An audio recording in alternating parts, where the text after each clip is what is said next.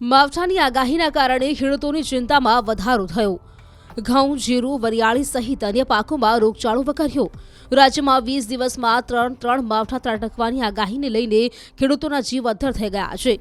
સાબરકાંઠા જિલ્લામાં આ વર્ષે ખેડૂતોએ ઘઉં, બટાકા, શાકભાજી સહિતના પાકોનું પુષ્કળ પ્રમાણમાં વાવેતર કર્યું છે। મોંઘા બિયારણ સાથે ખેતરમાં વાવેતર કર્યું, પરંતુ જો માવઠું આવશે તો પાકને નુકસાન થશે તેવો ડર ખેડૂતોને સતાવી રહ્યો છે। ઉત્પાદનમાં પણ ઘટાડો થવાની શક્યતાઓ જોવા મળતા ખેડૂતો ચિંતિત બન્યા છે। ઉપરથી બટાકાના વાવેતરના 50 દિવસ થયા છતાં પણ પાકની જોઈએ તેવી વૃદ્ધિ નથી થઈ।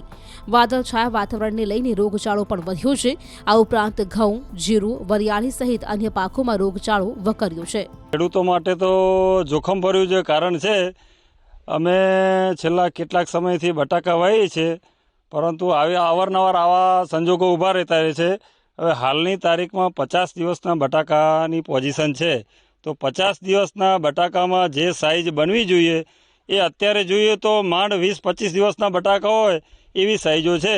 એટલે ખેડૂતોને પહેલા વરસાદમાં નુકસાન થયું, ફરીથી આ રીતનું વાતાવરણ છે એટલે ફરીથી નુકસાન ભોગવે છે। ખેડૂતોને આ બધો બોજ કઈ રીતનો સંભાળવો એ વિચારવાજનક વસ્તુ છે। જો વરસાદ આવશે, માવઠું પડશે, તમારા ખેડૂતોનો પાક ટોટલી નુકસાનમાં જવાનું છે, તો અમે ખેડૂતો શું કરશું?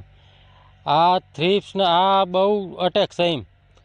અત્યારે હાલ ઘઉંમાં કહો કે ગમે તે કહો, બિલકુલ આ રોગના લીધે અમને એટલી ગભરાટ થાય કે આટલું મોંઘા ભાવનું બિયારણ વાવ્યું છે અને જો આ વરસાદમાં માવઠું પડે તો અમે શું કરશું એમ। નુકસાન એટલે આ સુકારી આવી છે, અંદર છોડવા બધા ખરાબ થઈ ગયા છે અને વિકાસ થયો નથી।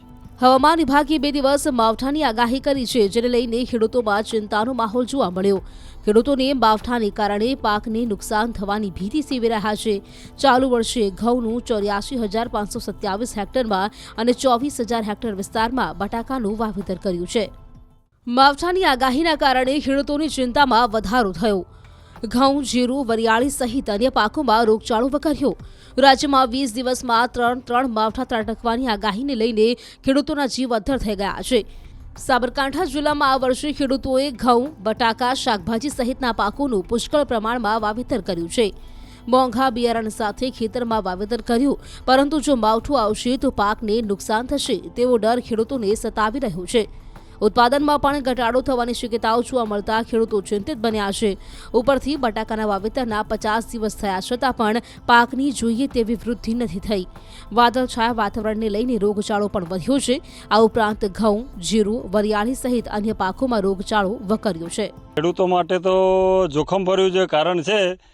અમે છેલ્લા કેટલાક સમયથી બટાકા વાવીએ છીએ, પરંતુ અવારનવાર આવા સંજોગો ઊભા રહેતા રહે છે।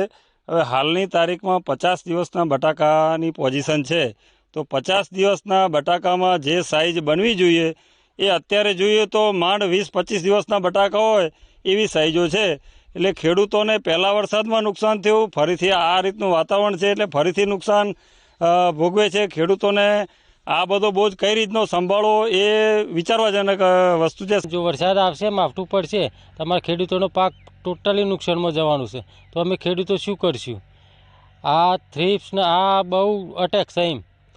અત્યારે હાલ ઘઉંમાં કહો કે ગમે તે કહો, બિલકુલ આ રોગના લીધે અમને એટલી ગભરાટ થાય કે આટલું મોંઘા ભાવનું બિયારણ વાવ્યું છે અને જો આ વરસાદમાં માવઠું પડે તો અમે શું કરશું એમ। નુકસાન એટલે આ સુકારી આવી છે, અંદર છોડવા બધા ખરાબ થઈ ગયા છે અને વિકાસ થયો નથી। હવામાન વિભાગે 2 દિવસ માવઠાની આગાહી કરી છે, જેને લઈને ખેડૂતોમાં ચિંતાનો માહોલ જોવા મળ્યો। ખેડૂતોને માવઠાને કારણે પાકને નુકસાન થવાની ભીતિ સેવી રહ્યા છે। ચાલુ વર્ષે ઘઉંનું 84,527 હેક્ટરમાં અને 24,000 હેક્ટર વિસ્તારમાં બટાકાનું વાવેતર કર્યું છે।